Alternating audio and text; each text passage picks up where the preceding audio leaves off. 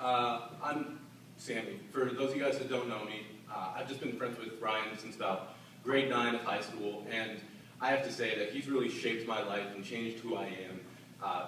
Back when the hardest decision we had to make was between Nestea or Brisk for our iced tea. But after that, he taught me how to be social with people. He taught me how to be a man, and I'm really thankful for that. So Savage asked if I could say a couple words, and you'll have to excuse me. I realize that there are multiple Savages in the room, between Sandy, Amanda, Chase.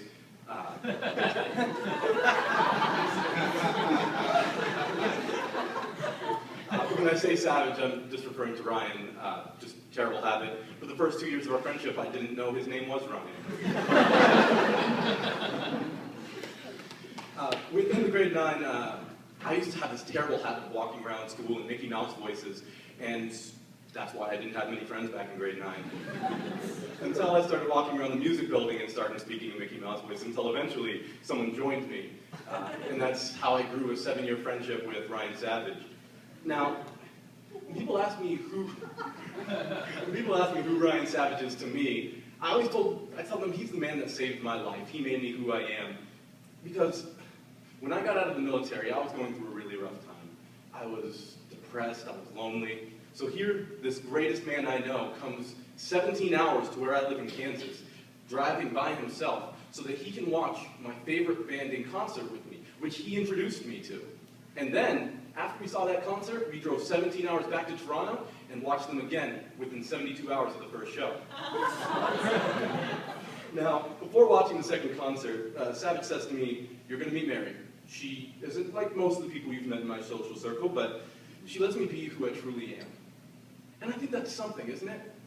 Having someone that really lets you be yourself. Like they have the key, and your heart is the lock, and they open it up for you. I thought that was beautiful, and ever since he said that to me years ago, it's been ringing through my ears. Now, I'm a big fan of science fiction, so you guys are going to have to bear with me on this one. I truly believe that there are several instances in time and space that are fixed. That instantaneous moments will always happen no matter what. No matter how you may twist against it, you want to fight against it, bad luck or circumstance, it's going to happen. Now, in case you guys didn't know the story, excuse me, these two lived within stone-throwing distance of each other their entire lives. And they didn't meet until they went to the University of Windsor 4 hours away. So I think it's amazing that the attraction between these two is so strong and so powerful that it just took 16 years in a university to bring them together. Now, there are a lot of things like this in the world. I mean, the fact that the Earth spins at 1,618 kilometers per hour, and that if it spun any slower, that we'd all drift off into space.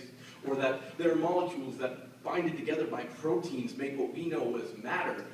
Things like these are so crazy that a series of infinitely improbable circumstances brought these two people as cells to replicate in a chain reaction of miracles over and over again. Their individual decisions that brought them together and bound them. All of these improbable things are a 1 over an infinity chance of happening, and you have a 1 over infinity chance of any of those ever happening. So really, you have a 1 over infinity to the infinity of ever meeting someone so perfect for you.